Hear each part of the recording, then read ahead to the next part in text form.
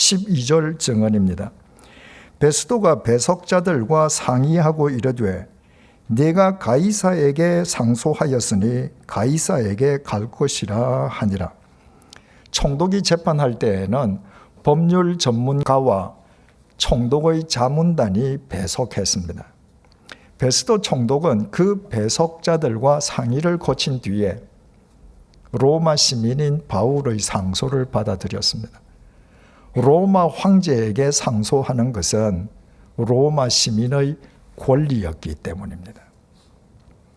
이것은 바울에게 크나큰 사건이었습니다.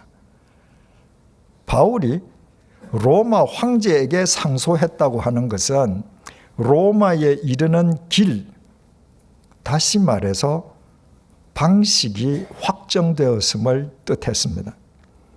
바울은 3차 전도 여행 중 에베소에서부터 자신의 마지막 전도 대상지가 로마라는 사실을 잘 알고 있었습니다. 바울이 주님을 위해 자신의 마지막 생을 던져야 할 곳이 제국의 심장 로마라는 총론이 이미 그때부터 확정되어 있었던 것입니다.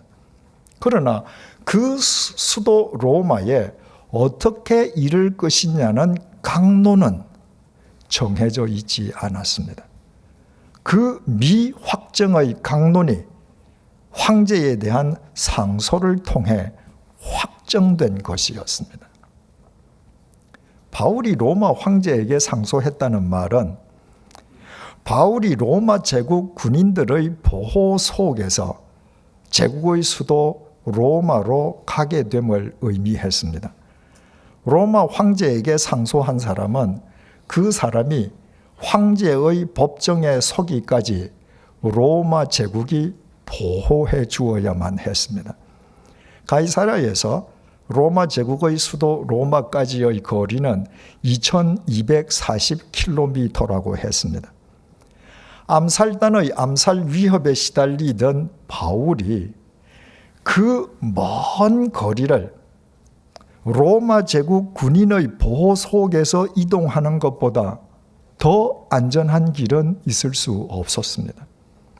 그러나 그것은 바울에게 우연히 주어진 행운이 아니었습니다. 예루살렘의 천부장에 의해 가이사랴로 이송된 바울은 벨릭스 총독에게 재판을 받았습니다. 벨릭스 총독은 웅병과 더둘로의 고발 내용과 바울의 자기 변정 내용을 듣고 바울의 무죄를 확인했습니다. 하지만 벨릭스 총독은 바울로부터 뇌물을 받을 요량으로 바울에게 무죄를 선고하지 않고 바울에게 상당한 자유를 주는 조건으로 바울을 계속해서 헤롯 궁에 구금하여 두었습니다. 벨릭스 총독은 자신이 기대하는 뇌물을 바울로부터 받기 위해서 여러 차례나 바울을 불러 개인적으로 만났지만 바울은 도무지 뇌물을 바칠 기미를 보이지 않았습니다. 자기 자신에게 스스로 속은 벨릭스 총독은 그 분풀이로 바울을 무려 2년 동안이나 구금 상태로 방치해 두었습니다. 벨릭스 총독은 자신이 이임하기 전에 바울이 여전히 구금 상태에 방치되어 있다는 사실을 알았지만 유대인들에게 마지막 선심을 쓰기 위해 상당한 자유를 보장해 주었던 바울을 오히려 결박시켜 감옥에 쳐넣어 버렸습니다. 대제사장 무리는 신임 총독 베스도가 새로 부임하자 그 총독에게 바울을 또다시 고발하고 나섰습니다.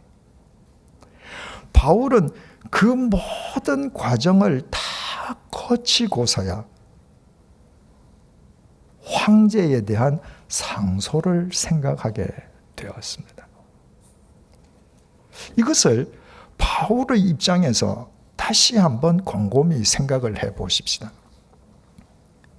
죄 아닌 죄 때문에 단지 뇌물을 바치지 않았다는 죄 때문에 2년 동안이나 구금 상태로 억류당해 있는다는 것은 얼마나 억울하고 고통스럽겠습니까? 처음에는 상당한 자유가 보장되는 것 같았는데 벨릭스 총독의 이임을 앞두고 유태인들을 위한 마지막 선심을 위해 또다시 결박당해 투옥될 때 바울은 마치 절망의 나락 속으로 떨어지는 것 같지 않았겠습니까? 더욱이 신임 총독이 부임하자 대제사장 무리가 2년 전과 똑같이 자신을 또다시 고발할 때 바울이 얼마나 기가 막혔겠습니까? 그러나 바울은 2년 동안의 그 절망스럽고도 고통스러운 과정을 다 거치면서 예전에는 한 번도 생각해 본 적이 없었던 로마 황제에 대한 상소를 제기하기에 이르렀습니다. 그것은 전적으로 하나님의 은혜였습니다. 3차 전도 여행을 매듭지은 바울이 예루살렘에 상경한 이후부터 대제사장 무리가 바울을 죽이기로 한 이상 바울이 언제든 총독의 법정에서 무죄를 선고받고 석방되기만 하면 바울은 그 즉각 암살단에 의해 죽임을 당했을 것입니다. 가이사라에서 2240km나 떨어진 제국의 수도 로마까지 가장 안전하게 이동하는 길은 로마 제국 군인들의 보호 속에 이동하는 길 이외의 다른 길은 있을 수 없었고 그것은 오직 로마 황제한테 상소할 때에만 가능했습니다. 그 시기가 무르익는데 2년이 소요된 것이었습니다. 고통과 절망 속에서의 2년은 얼마나 긴 기간인지 모릅니다. 그 고통스러운 2년의 긴 기간을 어떻게 바울이 인내하며 극복함으로써 마침내 황제에 대한 상소를 통해 바울을 로마군의 보호 속에서 안전하게 로마로 이끌어 가시려는 하나님의 섭리가 이루어질 수 있었겠습니까? 우리는 그 해답을 말년의 바울이 로마 감옥에서 쓴 편지들을 통해서 알 수 있습니다. 에베소서 5장 1절입니다. 그러므로 사랑을 받는 자녀같이 너희는 하나님을 본받는 자가 되고 바울이 로마의 감옥에서도 에베소의 교인들에게 하나님을 본받는 자가 되라고 권면했다는 것은 그 자신이 지금 로마 감옥 속에서 하나님을 본받는 삶을 살고 있다는 말이었습니다. 빌립보서 4장 4절에서 6절입니다. 주 안에서 항상 기뻐하라. 내가 다시 말하노니 기뻐하라. 너희 관용을 모든 사람에게 알게 하라. 주께서 가까우시니라. 아무것도 염려하지 말고 다만 모든 일에 기도와 간구로 너희 구할 것을 감사함으로 하나님께 아뢰라. 로마 감옥 속에서도 늘 기도하는 바울의 심령은 언제나 감사와 기쁨으로 넘쳐났습니다. 골로새서 3장 1절에서 3절입니다. 그러므로 너희가 그리스도와 함께 다시 살리심을 받았으면 위의 것을 찾아라. 거기는 그리스도께서 하나님의 우편에 앉아 계시느니라. 위의 것을 생각하고 땅의 것을 생각하지 말라.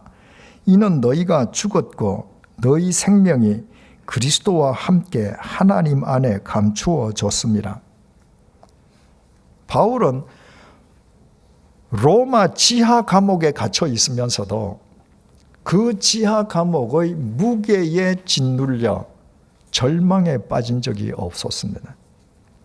오히려 바울은 칠흑같이 어두운 로마 지하 감방 속에서도 고개를 들어 위에 계신 하나님을 우러러 뵙는 삶을 살았습니다.